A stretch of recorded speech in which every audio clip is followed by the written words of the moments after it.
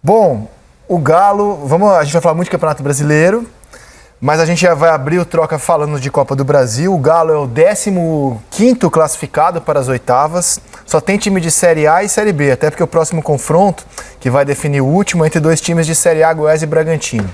Já estão nas oitavas o América, o Atlético Paranaense, o Atlético Goianiense, o Atlético Mineiro, o Bahia, o Botafogo, Ceará, Corinthians, Cruzeiro, Flamengo, Fluminense, Fortaleza, Palmeiras, Santos, São Paulo e resta a definição de Bragantino ou Goiás.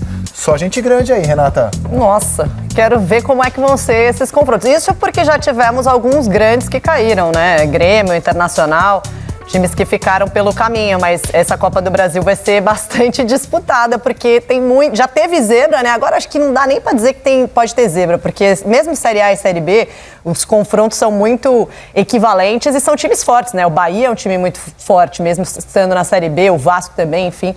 Acho que, aliás, o Vasco não está mais. O Vasco não está mais. Não está mais. O Vasco caiu. O Vasco já caiu entre os grandes, Vasco, Bahia Inter e Grêmio. quase caiu, passou nos pênaltis contra o Azul. Exato, dificuldade. Teve muita dificuldade o Bahia para passar. Eu acho que vão vir bons jogos por aí, um pouco mais disputados do que esse que a gente acabou de ver, né? O Atlético Brasiliense acabaram fazendo um jogo um pouquinho lento. Já tinha sido 3-0 o primeiro jogo, então ficou um pouco moroso demais, vamos dizer assim.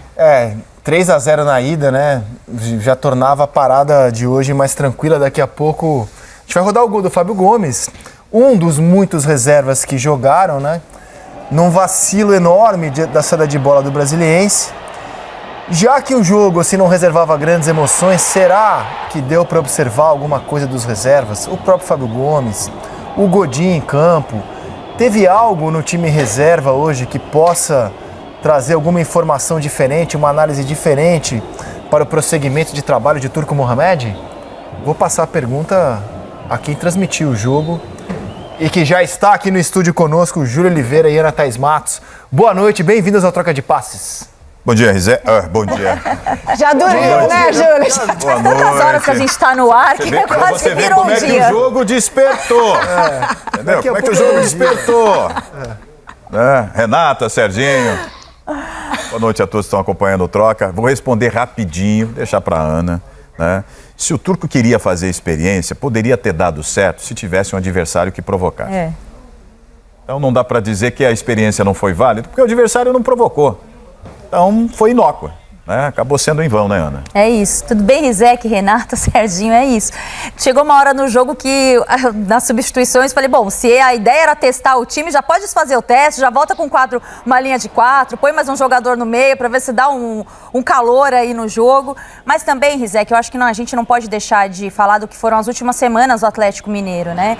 Com o jogo de Libertadores, encarou uma sequência de 4 jogos sem vitórias, passando pelo Campeonato Brasileiro também, e vinha já desse primeiro jogo com esse placar de 3-0, então eu acho que o ânimo mesmo baixou, né? Não é só a questão da atuação, o plano tático, acho que é mais uma questão anímica mesmo, o time deu uma relaxada por conta da pressão dos últimos jogos, eu acho que passou por aí a atuação de hoje contra o Brasiliense. Agora, pois não. Perdão, vocês falaram sobre os testes, o teste fica meio para entender por que o Atlético é tão dependente e é legal ter essa dependência do melhor atacante do Brasil hoje, que é o Hulk, que é o artilheiro do time com 18 gols, mas só para comparar, o Sacha, por exemplo, ele tem 8 gols e é o vice-artilheiro, 5 no Campeonato Mineiro e 13 em um jogo da Copa do Brasil. Então, assim, eu acho que para também tentar encontrar recursos para caso não possa contar com o Hulk em algum momento, então foi importante aí também observar e dar um pouquinho de volume de jogo para outros atacantes.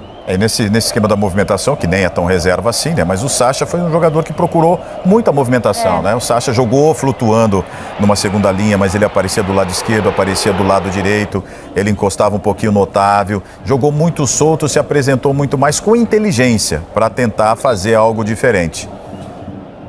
Eu estava fazendo uma apuração antes do jogo, né, estudando para o jogo, aí uma fonte me falou assim, olha, muito provavelmente vai jogar o Fábio Gomes, mas fica atenta com ele e tem um pouquinho de cautela com as críticas, porque às vezes ele tem um pouquinho de dificuldade na finalização, embora ele seja um centroavante. Aí eu já fiquei de olho, falei, bom, um centroavante, já tem dificuldade de finalização, mas ele teve poucas chances, Rizek, é bom a gente destacar isso. O Galo teve 80% de posse de bola, mas não conseguiu converter isso em grande volume de finalizações.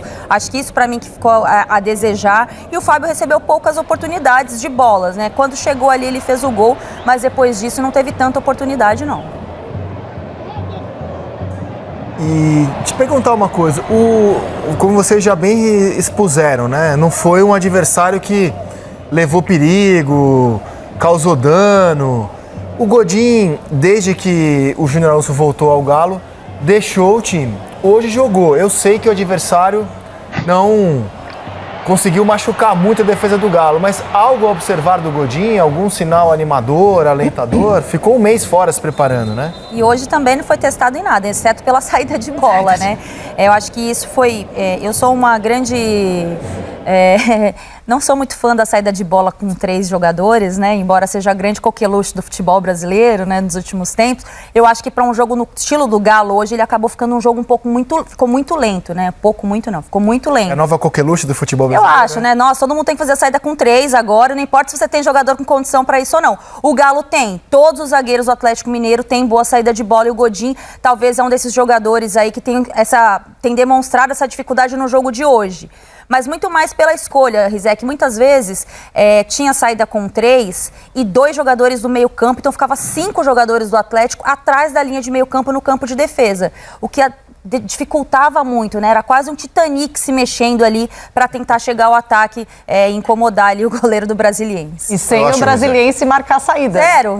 O Brasiliense, raras as oportunidades que ele pisava no campo de ataque para marcar ali a saída de bola. Então, para que tanto jogador para construir se você não está sendo incomodado? Você não precisa dessa superioridade. E ainda assim errava, porque tentava forçar o passe e acabava errando. Olha, Rizek, eu acho que o problema do Godinho hoje é o problema de vários zagueiros que já estão nessa idade, porque hoje você joga com linhas mais altas.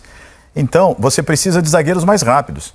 Qualquer zagueiro que seja, tudo bem, tem essa altura da bola aérea, mas que não tenha velocidade, que os jogadores de lado são todos rápidos, os zagueiros estão todos sofrendo. Então, você vê, os zagueiros de destaque hoje no futebol brasileiro são os zagueiros rápidos, né? Porque você vai subindo, você vai comprimindo a linha, vai diminuindo o espaço. O Internacional ontem com o Cuiabá é impressionante. O Cuiabá também, a linha defensiva estava na intermediária. Empurrava o time e fazia quase com a sanfona bem coordenada. Então, se você não tem zagueiros rápidos, eles vão sofrer todos, né? Não só para ele correr com o atacante ou para ele cobrir o lateral.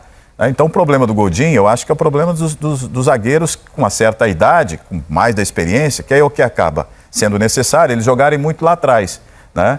E aí abre um espaço, desconstrói o time, né? Desacopla o meio de campo, deixa menos compactado e muda muito o jeito de jogar do time assim. Ô, Rizek. Diga, Serginho. Olha, eu vou tentar bancar o sincerão aqui, né? Mas, na boa, foi um treinão hoje, né? Um treino coletivo fraco, um treino coletivo sem desafio. Não tinha o desafio técnico, né? Do outro lado, não tinha uma equipe, né? Série B, nem isso era o Brasiliense, equipe esforçada, jogou direitinho, não apelou, né? Palmas para o Brasiliense, não é essa a questão, mas não tinha desafio técnico, não tinha o desafio do resultado. O resultado estava feito no jogo passado, que o Atlético já também não botou uma equipe A, né? Não tinha inclusive o Hulk, que é o jogador mais importante. Metade do time do Atlético é o Hulk hoje, né? E aí você tem reserva sem esse, como é que se diz, estímulo, né? O que a gente veio fazer aqui hoje, né? Então eu acho que foi um pouco melancólico nesse aspecto do jogo de hoje, né? Mas enfim, né, o Atlético está classificado e a partir de agora a Copa do Brasil é uma outra coisa. Mas esse jogo que ficou perdido na rodada, né? Mais essa ainda, né? Ficou um jogo isolado, todo mundo ficou para ver esse jogo, né? Eu achei um pouco decepcionante nesse aspecto, mas eu acho que também não podia ser muito diferente disso, não. Mas o culpado disso é o próprio Atlético, que na ida fez 3-0 e aí transformou o jogo da volta, graças à competência que teve no jogo da ida, em mera formalidade.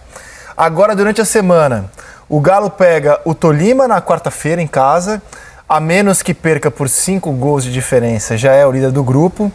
Só que liderança sacramentada, eu imagino que o Turco vai jogar como equipe forte para conseguir mais pontos e ter vantagens, né, na Libertadores.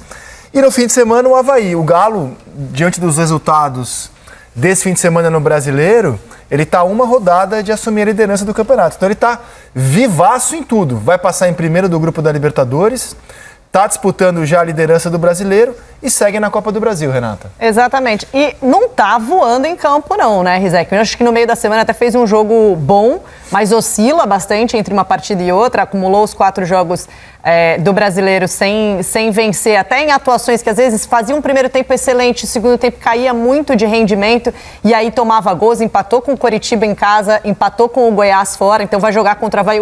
O jogo contra o Avaí é fora ou em casa? É em casa. Em casa, melhor, porque o Avaí também em casa, na casa dele, na ressacada ali é muito forte. Mas eu acho que é um elenco muito robusto, né? Hoje, por exemplo, a gente estava falando da saída de bola, a Ana colocou bem que o time estava muito lento nessa saída. Com o Alan, o time fica muito melhor nesse aspecto, porque é um cara que encontra muitos passes, principalmente nesses jogos que o time encontra uma defesa. No meio da semana, né? Exatamente. Dele, exatamente. Então, sem ele, acho que ainda não tem um substituto para Alan, você não tem um substituto na altura do Nacho. O Nacho está jogando muita bola também. O Hulk, então, nem se fala. Mas eu acho que, como a Ana falou sobre a pressão, né, dos jogos, não estava jogando tão bem, aí 4 jogos sem vencer no Brasileiro, eu acho que também pesa o psicológico. E aí o jogo estava resolvido, né? Tava 3-0 desde o primeiro jogo. Aí o Turco falou assim, não, hoje a gente vai entrar como se tivesse 0-0. Só que aí faz um gol ainda no primeiro tempo, assim, nos primeiros 15 minutos. Então, fica assim, eu acho que todos nós aqui, a gente tem a tendência de dar uma... vamos dar uma seguradinha aqui. Domingo Falou à que noite, nem mineiro. sabe? Falou que nem mineiro agora. Seguradinha.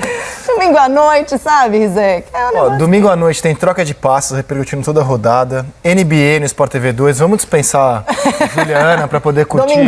Domingão. Pedir uma pizza e poder curtir o Domingão na televisão. Ou o que você quiserem, Juliana. Troca de passos na sequência. Você tá animado? Então, bom dia pra você. Tem muito assunto Não, interessante. quero ver o debate que vem agora aí de Brasileirão. Tô na expectativa. Quero ver. Um abraço, bom Um abraço, gente. Bom descanso a vocês, hein? Valeu. Chegou a primeira bolsa de jogadores de futebol do mundo. Conheça a K10 Investimentos. Aqui o seu dinheiro valoriza como jogador de futebol.